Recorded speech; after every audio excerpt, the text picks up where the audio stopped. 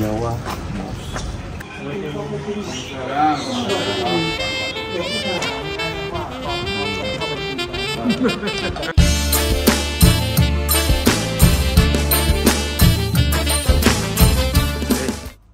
Mau kemana? Jam berapa ini? Jam 4:10. Kita mau bikin, karena ini tayangnya bakal bulan puasa, kita mau bikin konten sholat 5 waktu di 5 masjid berbeda di Bangkok. Insya Allah. Jadi kita bakal datengin 5 masjid nih hari ini di Bangkok. Subuh, zuhur, asar, maghrib, isya. Nah yang menarik, 3 masjidnya ini dibangun sama orang Indonesia nih. Ini jam 4:10. Kalau di sini waktu sholat itu dibanding kalau yang di daerah Jakarta waktu Indonesia Barat tuh kayak lebih setengah jam gitu. Kayak misalnya subuhnya ntar jam 5:15, zuhurnya jam 6:30 biasanya, asarnya hampir jam 4, maghribnya 6:30, sama isanya 7:30.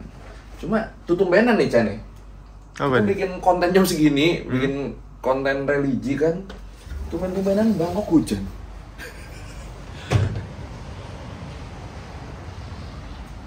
Apa langit gonjang-ganjing ya? Semesta ini. Itu dia alasan kenapa gue pakai ini, Cak. Pakai batik. Pakai batik. Karena masjidnya 3 dibikin orang Indonesia. Gitu. Oke. Jadi gue pakai batik di Thailand nggak cuma pas ketemu Mobile. Sang pencipta juga. Bagus juga bridging ya. Iya sih. Udah kalau gitu ayo kita berangkat aja. Kemungkinan naik Grab kita, semoga ada Grabnya ini masih sejam. Tapi karena ternyata susah banget nyari Grab di Bangkok subuh-subuh, akhirnya kita putusin buat naik taksi aja. Biar kekejar nih nyampe sana sebelum azan subuh. Nah kan kalau taksi langsung dapet loh.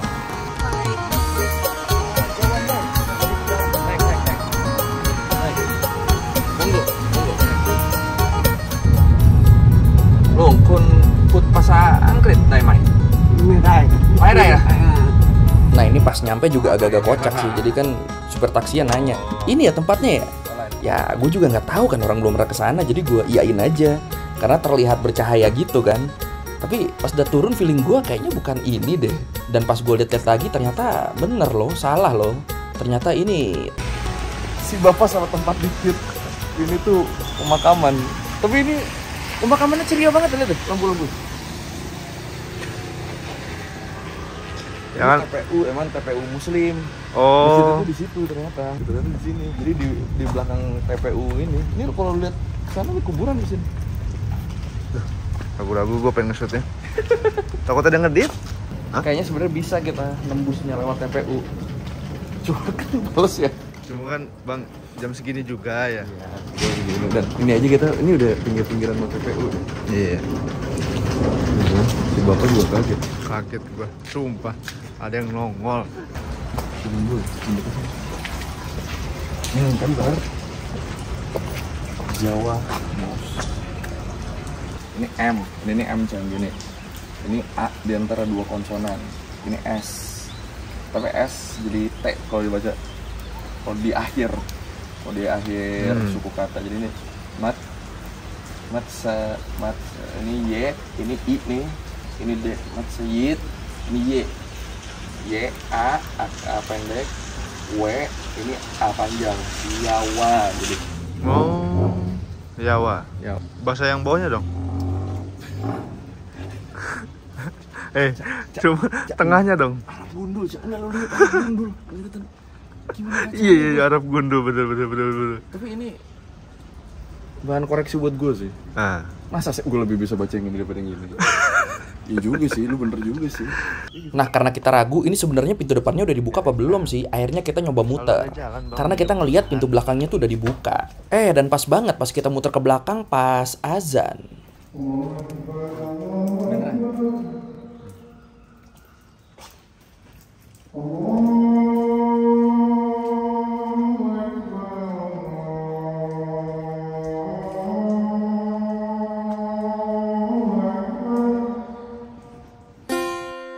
Jujurnya pas pertama kali ngedenger azan ini gue tertegun cukup lama sih. Karena ini pertama kalinya gue ngedenger azan di Thailand. gue jadi ada kayak perasaan ternyata selama ini bukan azannya yang nggak ada di sini, tapi guanya aja yang nggak mau nyari. Karena emang di sini azannya tuh nggak pakai toa yang keluar gitu, cuma speaker di dalam masjidnya aja. Jadi kalau misal dari hotel itu nggak akan kedengeran tuh azan subuh atau azan maghrib tuh nggak akan kedengeran. Kecuali kalau kita stay di tempat yang deket banget sama masjid. Tapi ya itu juga agak susah karena kebanyakan masjid di sini tuh adanya di gang-gang kecil pemukiman warga gitu. Oke, sekarang kita bahas tentang sejarah Masjid Jawa ini. Jadi Masjid Jawa ini kayak namanya emang didiriin sama orang-orang Jawa yang bermukim di Thailand sekitar 120-an tahun yang lalu. Dan dipercaya pembangunan masjid ini tuh dipimpin sama keturunan pendiri Muhammadiyah, yaitu Wilai Dahlan atau cucunya dari Kiai Haji Ahmad Dahlan. Dan kalau kita lihat-lihat arsitektur di masjid ini tuh emang perpaduan antara ornamen Jawa sama Thailand gitu ya.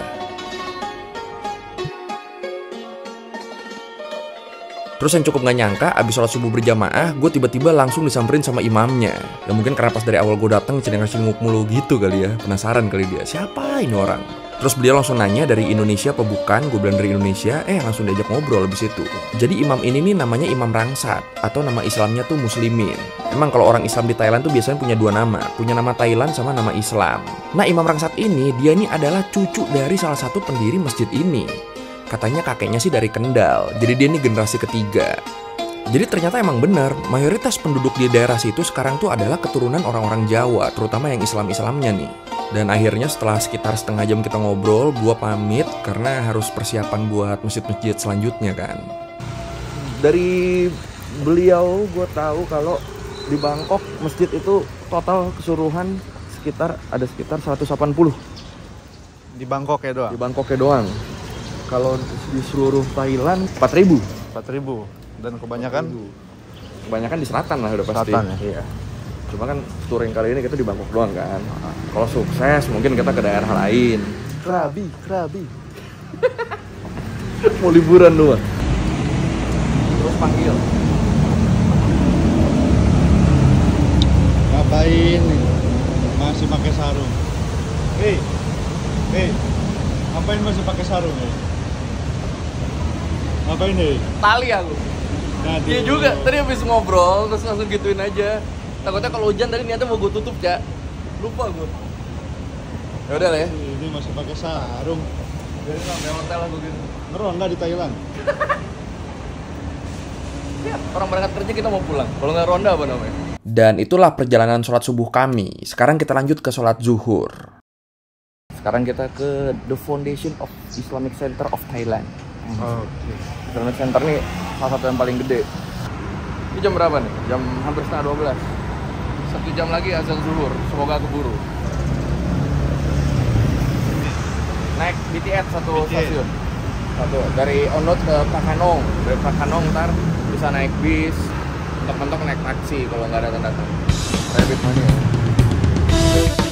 Oke, jadi Islamic Center ini tuh letaknya ada di daerah Bangkepi. Dan buat kesana kita bisa naik BT8, bisa naik BTS sampai stasiun Prakanong, terus turun dan naik bis nomor 22. Tapi sayangnya pas kita nyampe haltenya ternyata bisnya udah lewat tuh. Jadinya biar azan zuhurnya kekejar di sana kita putusin buat naik taksi. Tung. Apa itu? Lurus. Oh, lurus. Sebenarnya lurus doang.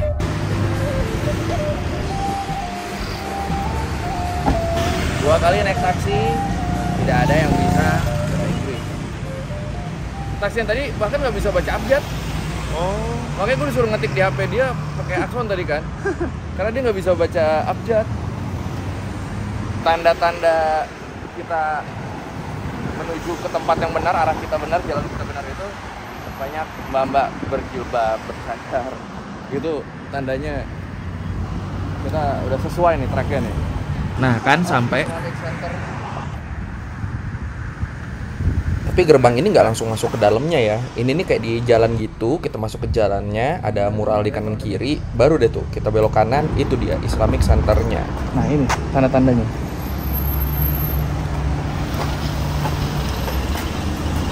Kubahnya tuh bentuknya payung, ciri khas dia. Oke, buat sejarahnya, The Foundation of Islamic Center of Thailand ini nih selesai dibangun di tahun 1984 dan digagas oleh Yayasan Islamic Center di Thailand. Dan yayasan ini juga berhasil mengumpulkan dana sekitar setara 12 miliar rupiah lah untuk pembangunan masjid ini. Nah, Masjid Islamic Center ini sendiri, ini dipercaya bisa nampung sampai 3.000 jemaah. Dan sekarang dilengkapi juga dengan berbagai fasilitas, kayak ruang resepsi, auditorium, kantor, toko buku, perpus, sampai ada juga kantin makanan halal. Jadi pas nih kalau datang ke sini lapar-lapar ya, bisa sholat dulu, abis itu ya udah kita makan.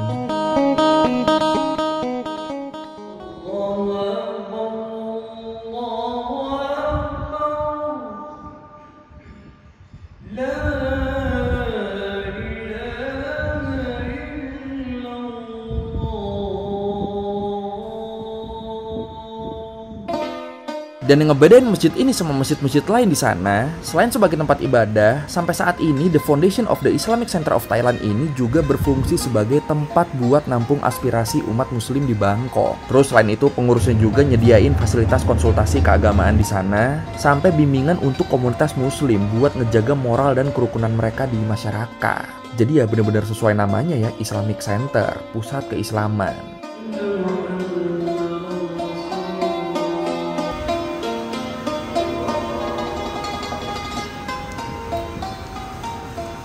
Ya, kita udah sholat zuhur di Islamic Center. Gede banget ya? Gede banget. Terus udah 2 masjid loh. Pas sholat, kipasnya gede banget. Tadi kita habis sholat, lagi pakai sepatu, ditanya 2 bapak-bapak Islam. Kan kita sholat bareng. Disangka pura-pura kali gitu ya, bikin konten. Terus si Panca juga random banget anjir. Dia di dalam masjid kakinya di setengah tawon. Di dalam masjid di Thailand kaki di setengah tahun tuh persentasenya udah rendah banget kan, 0,0%, bisa lu kena. Iya, sakit banget. Gue cabut aja ke hotel bang ya, lanjut sendiri ya. Cabut ke hotel gue. Udah. Cabut ke hotel. Kameranya. Saya bawa. Ya. Mari. Udah. Ada. Alhamdulillah 1 aja editor nggak gajian nih bulan ini. Jangan. Saya masih pengen gajian. Udah, sekarang kita ke Masjid Indonesia. Nama masjidnya beneran Masjid Indonesia. Kita jalan. Let's go. Oke, sekarang sholat asar. Habis makan tadi, sekarang kita ke Masjid Indonesia. Kita ke Masjid Indonesia. Ini dekat Taman Lumpini sama dekat Kedutaan Amerika. Tinggal jalan ke sana nanti. Terus udah sampai. Cuma asarnya masih sejam lagi sih. Tapi nggak apa-apa lah. Dan namanya Masjid Indonesia udah pasti dibangunnya sama orang-orang orang-orang Indonesia yang tinggal di Thailand. Katanya sih dibangunnya di atas tanah ini, tanah wakaf dari orang-orang Jawa yang udah lama tinggal di sini. Nanti kita cek ya bentuknya kayak gimana ya. Ajar. Dan kalau ngomongin Islam di Thailand sendiri, Islam tuh adalah agama terbesar kedua di sana, tepat di bawah Buddha nih. Tapi secara persentase emang agak jauh sih. Pemeluk Buddha ada 87,2%, pemeluk Islam cuma 12%. Baru tuh di bawahnya ada Kristen dan lain-lain. Dan 12%-nya umat Islam ini mayoritas tuh ada di Thailand Selatan. Dan kalau lu mau tahu lebih jauh tentang sejarah gimana Islam bisa masuk ke Thailand, lu bisa nonton di video gue yang ini. Asik, tetap bisa marketing. Seinget gue tuh baru pertama lewat sini. Gue turun Panca juga baru pertama. Enak ya jalannya ya. Terus kanan kiri sih. Di kirinya kedutaan semua, ini kan taman. Di kirinya kedutaan semua. Tadi udah lewat kedutaan apa tadi, Cak? Polandia ya? Polandia, Uzbekistan, nanti depan Amerika. Pokoknya masjidnya tuh ada di belakang kedutaan Amerika. Enak sih ini. Nah, sebenarnya pas di depan embassy Amerika, kita tuh sempat ngambil gambar juga. Tapi tiba-tiba kita disamperin sama security, gambarnya disuruh dihapus. Jadi, tadi sebenarnya di depan embassy Amerika kita ngerekam. Udah kita rekam, kasih info, kita didatengin security. Disuruh hapus, nggak boleh katanya. Bikin UFO kali ya? Kenapa nggak boleh direkam? Gue juga ngerekam aneh-aneh, kita kan ngerekam pelangnya doang, disuruh dihapus, diancam. Kalau sampai saya lihat Anda ngerekam lagi katanya, teman-teman saya akan mendatangi Anda. Udah, kita hapus. Yang kelihatan, semoga ada yang ini, yang kelihatan. Kita lihat tuh gitu lah. Kacau juga nih Amerika nih, main rahasia-rahasiaan di negara orang ya. Kacau. Terus nggak jauh kita ngelewatin tengah-tengah 2 tukang ojek yang lagi berantem. Tapi nggak gue rekam yang ini ya, takut nih. Kayaknya masjid yang ini paling ini, perjalanannya paling penuh kekerasan aja ya. Udah dimarahin satpam tadi. Tukang ojek berantem teriak-teriak kita lewat tengahnya. mau itu Cak. Itu udah bener-bener kasar banget Cak tadi ngomongnya Cak. Tapi akhirnya kita nyampe nih Indonesia Mosque ke sana. Saya coba aja. Itu sadar tadi Cak, mereka berantem dari awal kita datang. Dari itunya sih nadanya sih berantem. Itu yang ini teriak, yang ini teriak, itu ya nyambung nih. Iya, nggak mungkin. Terus pas mereka udah saling melempar-lempar kata itu, anjir bener berantem. Pas gue nengok ke belakang udah hadap-hadapan Cak. Tuh.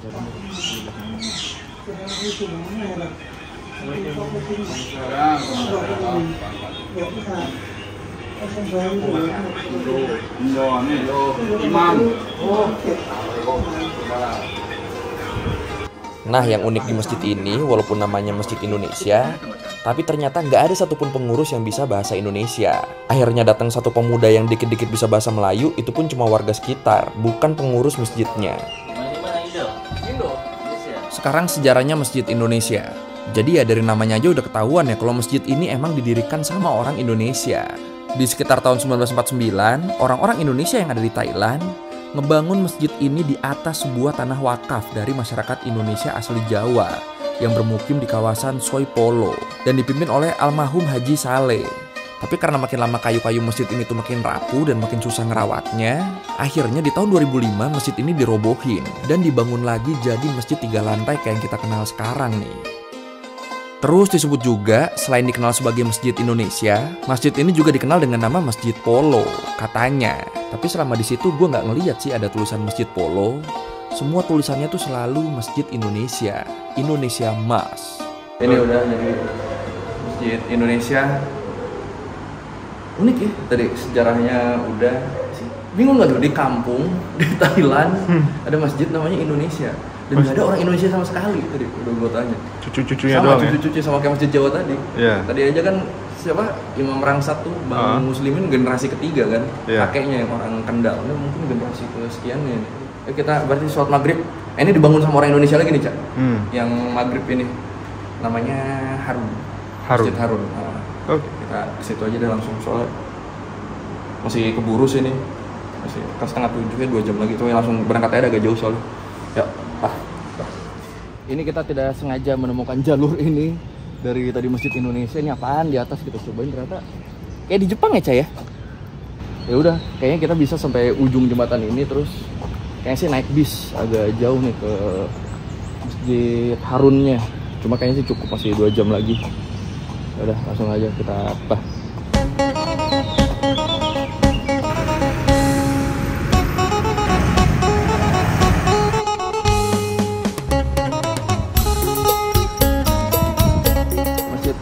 Masjid Harun.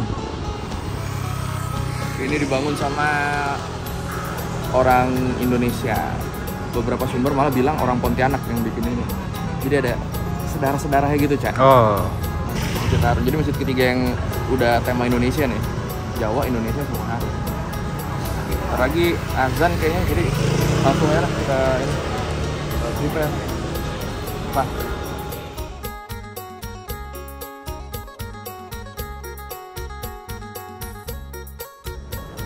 Tuh, dia jelasin di dalam Islam kematian itu bukan akhir tapi awal dari kehidupan yang abadi di dunia yang baru. Oh kan kalau biasa kan ini kan nisannya pakai kayu tuh. Kalau ini enggak, mereka milih pakai bunga atau ini pepohonan. Jadi orang yang ditinggalkan tuh ini tuh nggak terlalu attach tuh kan. Terikat. Nggak terlalu terikat. Jadi nggak terlalu terikat jadi wilayah ini bisa digunakan lagi di masa depan. Karena nggak jadi TPU permanen gitu. Gak sedih ya. Lu setuju sama pendapat ini atau menurut lu harus dikasih nisan tetap? Gimana jadi? Lu lebih setuju yang mana? Pemakaman yang pakai nisan biar orang yang dikubur di situ bisa terus dikenang, atau konsep di pemakaman ini yang nggak pakai nisan biar keluarga dan orang-orang yang ditinggalkan nggak terlalu terhubung. Jadi kedepannya lahan pemakamannya tuh bisa dipakai buat keperluan yang lain. Setuju yang mana nih? Silakan komen. Oke, sekarang sejarahnya Masjid Harun. Jadi Masjid Harun ini nih udah berdiri sejak tahun 1828, sejak awal-awal pemerintahannya Rama III. Dan sama kayak Masjid Indonesia, sebelum kayak sekarang, dulunya Masjid Harun ini bentuknya cuma kayu doang. Kayu dengan lantai yang ditinggikan gitu, kayak rumah panggung gitu. Nah, menurut papan keterangan yang ada di masjidnya, disebut di situ masjid ini nih dibangun sama Toh Harun Bafaden yang berasal dari Indonesia. Dan buat detailnya, menurut beberapa sumber, beliau ini berasal dari Pontianak.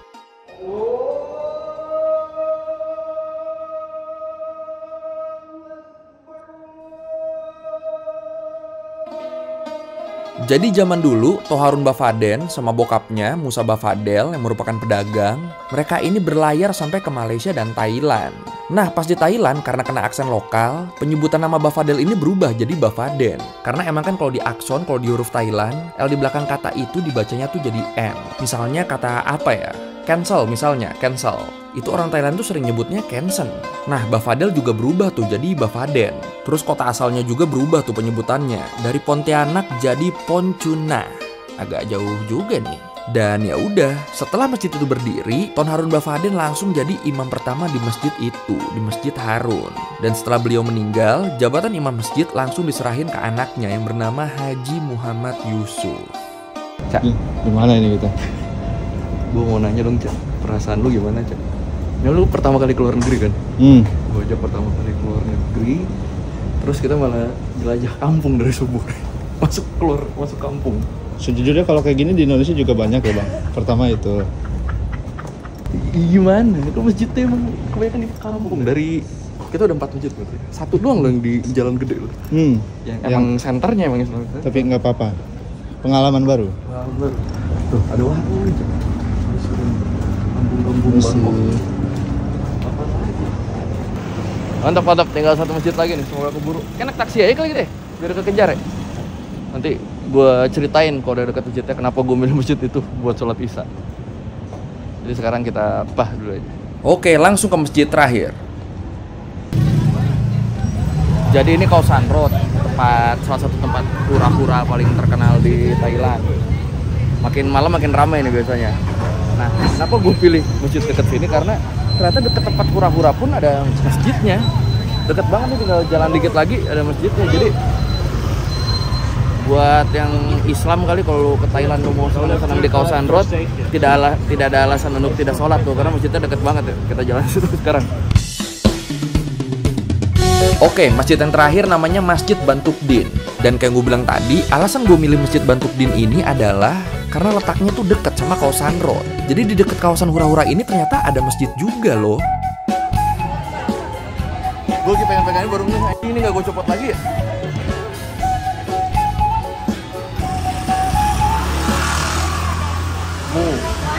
Mu tuh artinya babi. Jadi misalnya lu mau ngasih lu ke Thailand, maksudnya gue gak makan babi gitu, bilang aja naikin mu, gak makan babi gitu. Dan lagi-lagi buat masjid yang ini kita harus masuk ke gang lagi nih, masuk ke kampung lagi nih. Bahkan kali ini adalah gang paling sempit yang so far kita lewatin.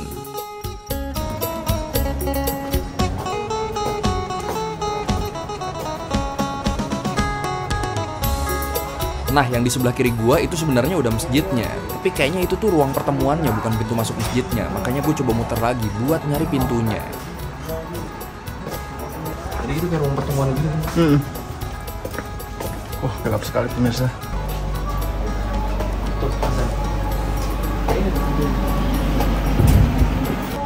Ya, ini kan harusnya. Dan alhamdulillah sampailah kita di Masjid Bantukdin.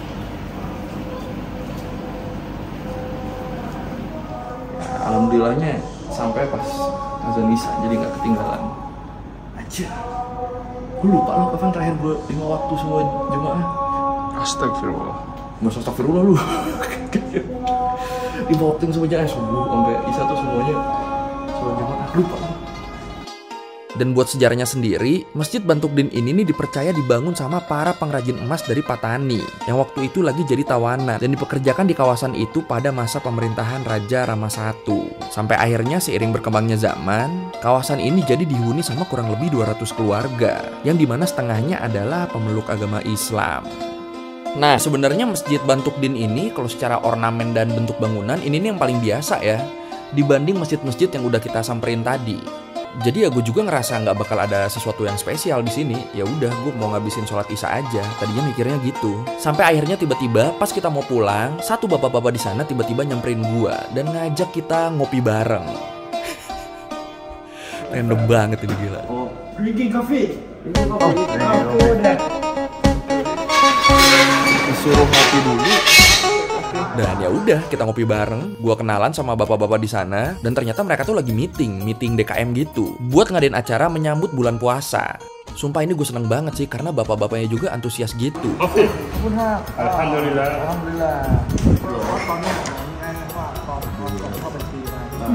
Bercanda mulu nih om yang ini nih emang nih. Ada bingke. Ada namanya Fak apa? Lung. Ini ke lain. Faktong. Di sini dibilangnya faktong. Cobain makanannya bang. Cobain makanannya.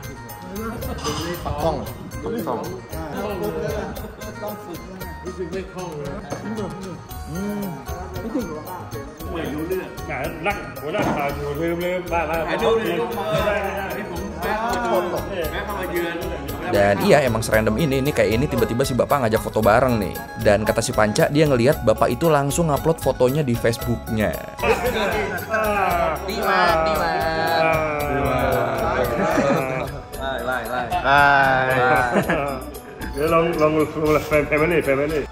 Indo. Oh sate.